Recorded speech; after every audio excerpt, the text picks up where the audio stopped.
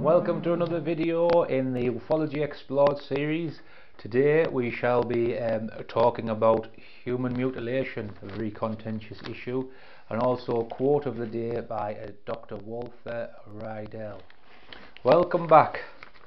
So, human mutilation, a very contentious issue in the ufology world.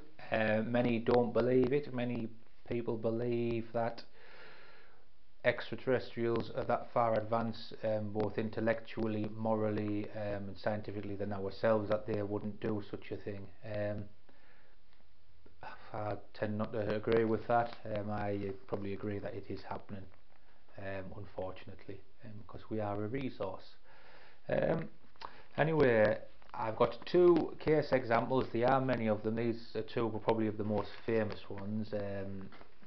I'll start off with case one, with it was a United States Air Force Sergeant, I've got it on my notes, Jonathon Lovett. This happened in March 1956 at the White Sands Air Force Base in New Mexico. It was with a Major Cunningham, and they were doing routine work, and Lovett went missing, and Cunningham reported saying he'd seen snake-like tentacles around his legs, and he said it dragged the sergeant away, and he described a silvery object which hovered off the ground about 10 to 15 feet. Cunningham contacted control straight away via his radio on his Jeep. And it was confirmed that there was an object in the area. They didn't know what it was, didn't say it was a UFO, but there was an object in the area. Patrols were sent out to find Lovett.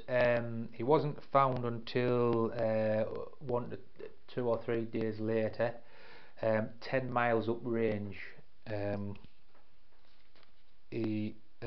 Just checking my mic, brain fart again. Right, anyway, they found him. He was naked. His body was examined, and they found that his tongue, eyelids, his genitalia and anal tract up to his colon had been removed, and there was blood, a lot of blood missing. There were no signs of vascular collapse, even though there was no sign of blood in his system, so being drained of blood, and there was no blood around his body. Also, it should be noted was that all the predatory birds in the area around his body were found dead, so any that had gone near him had died of unknown causes. And his body had been out in the elements for 1 to 2 days. Initially, Major Cunningham was accused of Lovett's murder, which all charges were later dropped, and the case to this day is still unsolved. So that was in 1956. Case 2 was probably the most famous one, and this happened in Guarapiranga Dam in the Sao Paulo district of Brazil in 1988. There was a male body found on an island in the reservoir, and the body was found by the police, and it was taken to their local coroners, which was a Dr. Jorge Pereira de Oliveira and a Dr. Claudio Roberto Lubar, who were working for the Brazilian state at the time. And on examination, it was found the victim's eyes, tongue, lips, part of the external and internal ear was missing, with no signs of vital reaction. The navel was missing also. The left and right armpits exhibited around 4 centimeter holes with regular borders, so they were nice and clear borders, and hollowing of the soft parts with signs of vital reaction. I'll go into what vital reaction is at the end of this part. In the pelvic and abdominal cavity, all organs had been removed and all viscera, with signs of tearing and vital reaction. The scrotum and testicles were missing. The penis was swollen and stretched and bruised, and showed an enlarged urethral channel, suggesting that the prostate gland had been taken out via his penis. When the cranial cavity was opened, it found an unimpaired skull cap, and there was a cerebral edema, like a brain swelling. The doctors reported that he'd been dead around 48 to 72 hours prior to his being found. And it was also noted that there was no signs of struggle or restraint on the body, so there had no tie marks on his arms or legs where you'd think he would have been tied down or bound or gagged. There was no signs of that. At the scene, there was no human activity found apart from the police, and no signs of animal predation or scavenging either. And no human signs were witnessed anywhere else. Right. Vital reaction means that wounds and openings have what appears to be bruising, meaning the victim was still alive when these wounds were given. And the case still remains unknown. It's a famous case. Again, many signs of the animal mutilation and also of Sergeant Lovett. So either we've got a copycat killers through the decades, or it's something a bit more sinister. Like I say, it's at least talked about. Part of ufology. Nobody likes to think it goes on. And most of them are put down. There probably are a lot more that do go down as unknown causes. Many people vanish and are never seen again. In the UK alone, 275,000 people went missing in 2013. Now, many of them returned home safe and sound. They'd gone for whatever reason that's known to them, and they'd come back, but many weren't. Some undeniably murdered, kidnapped, moved away, and some didn't want to be found. Unfortunately, it was a case of human trafficking now, and how many people live in places that took off the street and not seen again, and they're working in illegal farms, brothels, or whatever. It's horrific to think that it still goes on in this day and age. So that the cases, I think, are both real in animals and human mutilations. Is something going on. I think certainly someone will be logging it somewhere, but it's not public knowledge. And certainly human mutilation would definitely never be public knowledge. So would these assailants on human mutilations, if it was humans, why would they be doing it?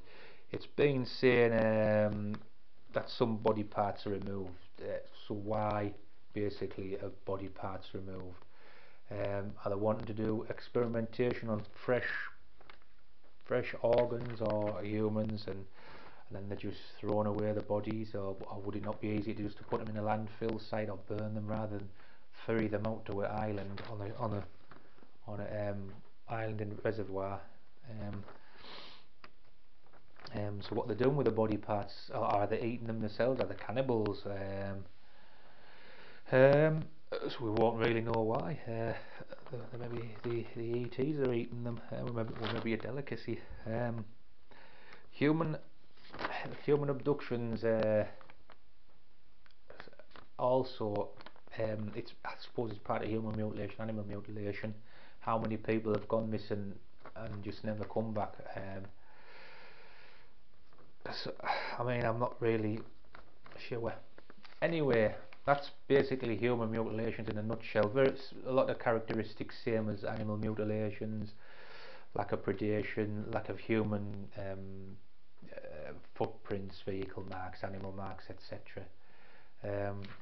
Anyway, We'll go into a quote of the day now, which was by Dr Walther Riedel. He worked for the Nazis in World War II. He was a rocket researcher, and he was director of the Peenemunde Rocket site. Quick one, this one. He said, "I am completely convinced that UFOs have an out-of-world basis." There's another scientist earlier on saying that it's unusual how later on they don't usually say anything, and early on, the 40s, 50s, before it really became ridiculed, that they were quite more, obviously, more open. So, like I say, thoughts and questions. Human mutilations, like I said at the beginning of the video, we are a resource. You've got to remember, in New Guinea, not so long ago, there was cannibals. It could be that still, it could be but a worldwide phenomena. This is there that many cannibals in the world, whether they be serial killers, or certainly a lot of the tribal cannibalism doesn't happen anymore, and certainly not in rural Brazil, I wouldn't have thought. Like I say, if it is ET, why are they taking us? Why are they taking human it's maybe not human mutilation. They're obviously taking parts that they want. So it's processing. We're being processed. Like I say, the Earth is just a huge, big resource to them. They don't need to come in and ask us if they want us. They're just going to take us. And that's why I think our governments around the world are maybe scared, and they don't want to tell us about ETs, because it might really be them taking people. Anyway, I'd love to hear your thoughts on this subject again. If you can think of any other reason what it might be, so whether it be serial killers, governments, gang warfare. Now I did read it on a website that it could have been it was gang warfare, and they were cutting his genitals off to get rid of his manhood. Now I would say his penis was more his manhood than his balls, to be honest. And why would they go to all the other bits of desecrating his body? That would be enough. Right, anyway, like I say, if you've liked this video, it's a bit shorter than the others, give us a thumbs up. If you've liked it, consider subscribing, and for all is to say is good night, God bless, and be safe. Thank you.